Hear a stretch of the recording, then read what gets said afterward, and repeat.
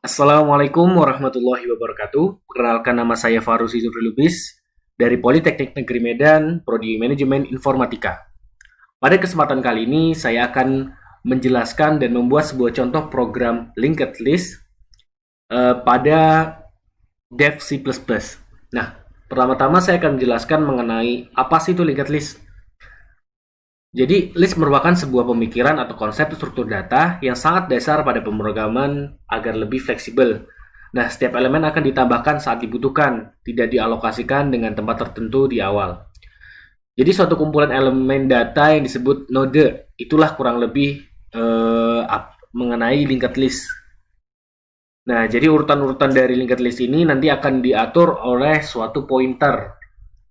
Setiap elemen atau node dari suatu linked list terdiri dari dua bagian, yaitu info dan next. Ada juga yang menyebutnya sebagai head dan tail gitu.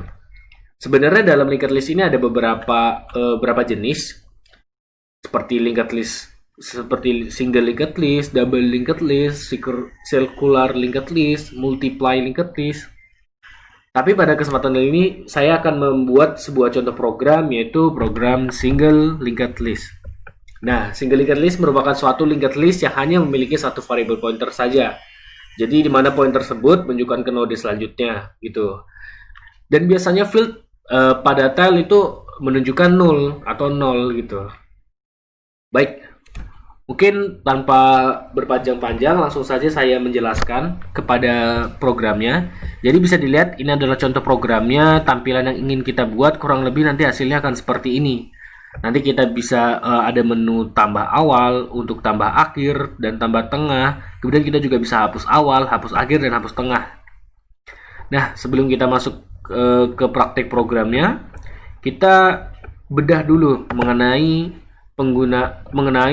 coding atau pseudocode dalam program ini. Nah, tentunya pada header di sini kita menggunakan library seperti biasa, conio.h, iostream, dan stdio.h. Kemudian karena kita menggunakan C++ di sini, bahasa C++, tentu kita menggunakan using namespace std seperti biasa untuk penggunaan kalimat sinout itu ya. Nah, kemudian di sini kita menggunakan type def struct. Nah, apa sih type def struct ini? Jadi type def adalah kata kunci untuk mendefinisikan tipe data baru. Nah, kita bisa menggunakan kata kunci ini di depan struct untuk menyatakan sebagai tipe data baru. Kemudian struct itu apa? Nah, struct adalah kumpulan beberapa variabel dengan beragam tipe data yang dibungkus dalam satu variabel. Struct juga dikenal sebagai record gitu. Nah, jadi ketika kita ingin menggunakan struct, kita membutuhkan dulu type def. Kenapa sih menggunakan struct ini?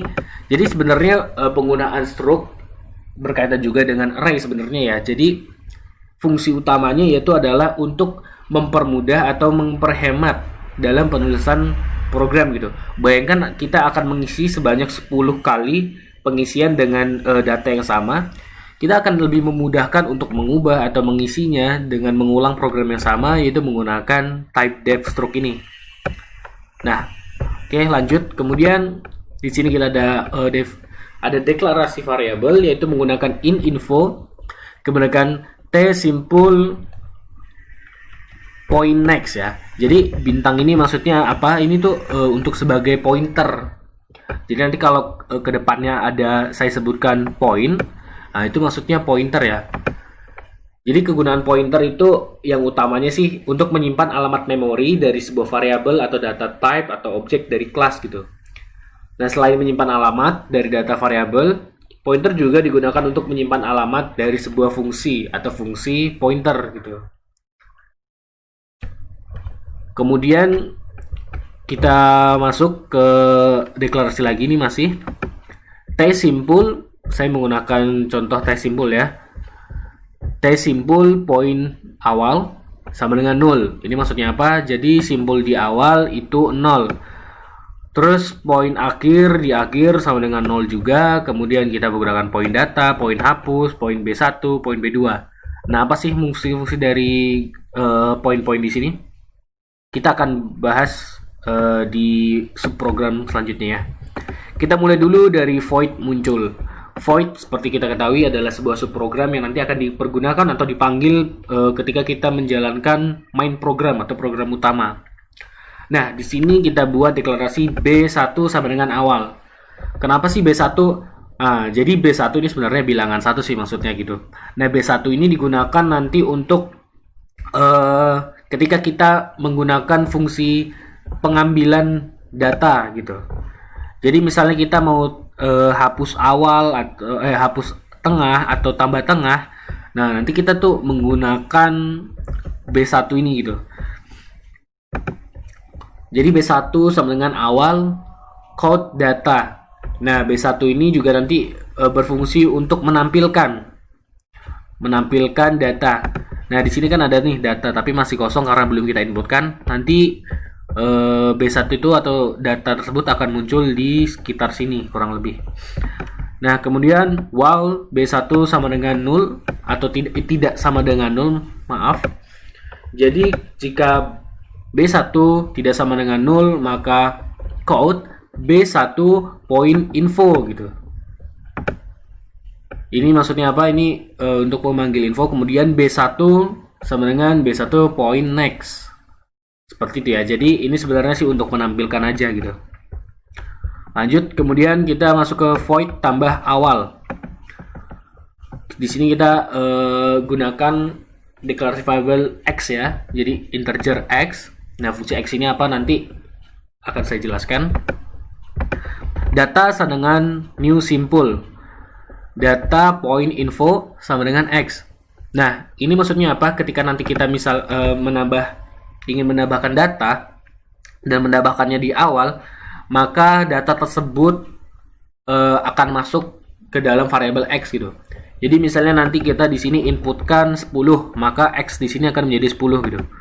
Nah, if awal sama dengan 0, jika awalnya 0, jadi awal sama dengan akhir sama dengan data. Jadi datanya sama gitu ya. Hanya satu. Langsung muncul gitu. Nah, kemudian else jika data point next sama dengan awal, maka awal sama dengan data. Paham ya? Baik. Kemudian lanjut lagi kita masuk ke subprogram void tambah akhir. Ini sebenarnya sama seperti di awal tadi, hanya saja perbedaannya ini untuk menambahkan data di akhir. Letak perbedaannya di mana sih? Kalau kalian perhatikan di sini sebenarnya codingnya atau programnya itu sama. Jadi tujuan akhir perbedaannya paling hanya dari peletakan datanya. Kalau di sini data ditaruh di awal, maka di sini akhir sama dengan data. Jadi datanya itu langsung ditaruh di akhir gitu. Kemudian kita masuk ke subprogram void tambah tengah. Kita deklarasi variabel in dan setelah gitu. Di sini kita gunakan lagi B1 sebagai awal, kemudian in ada sama dengan 0. Jadi kalau misalnya nanti ada, berarti sama dengan 0 gitu. While B1 tidak sama dengan 0, if B1 point info sama dengan setelah. Jadi jika info ini adalah sama dengan setelah, maka ada plus 1 atau tambah 1 gitu. Kemudian B1 sama dengan B1 point next. If ada sama dengan 0, jadi kalau adanya itu adalah 0, maka muncul tulisan code data yang dimasukkan tidak valid. Nah, jika lebih dari 0 atau bukan 0, maka masuk ke else, yaitu B sama dengan awal, B2 sama dengan B1 next. Nah, jadi awalnya ini dipindahkan ke B1. Kemudian B1 dipindahkan ke awal, kemudian B2 sama dengan B1 gitu. While B1 point info tidak sama dengan setelah, kemudian B1 sama dengan B1 point next, B2 sama dengan B1 point next. Data sama dengan new simple, data point info sama dengan in. Nah, kemudian B1 point next sama dengan data. If B1 sama dengan akhir, jadi kalau misalnya angka awal adalah akhir, maka akhir sama dengan data, jadi langsung disamakan. Nah, data point next sama dengan B2.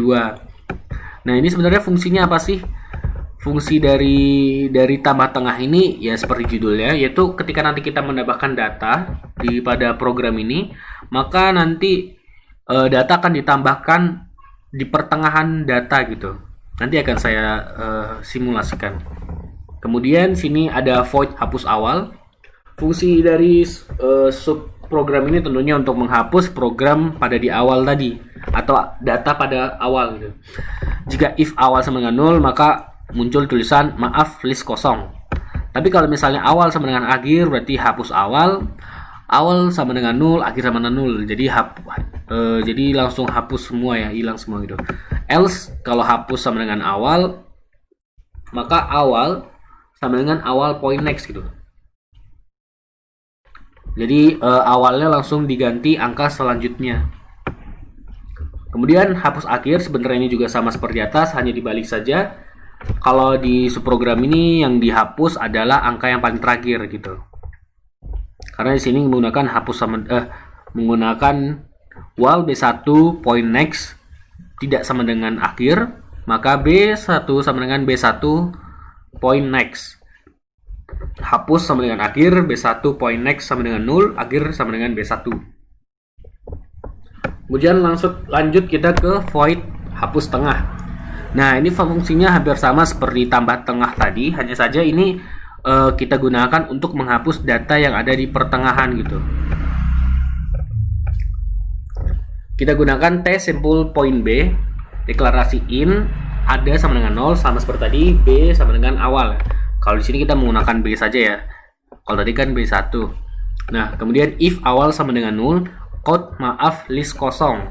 Jadi kalau misalnya awalnya itu udah 0, jadi langsung muncul tulisan maaf list kosong gitu, karena tidak ada data yang dapat dihapus.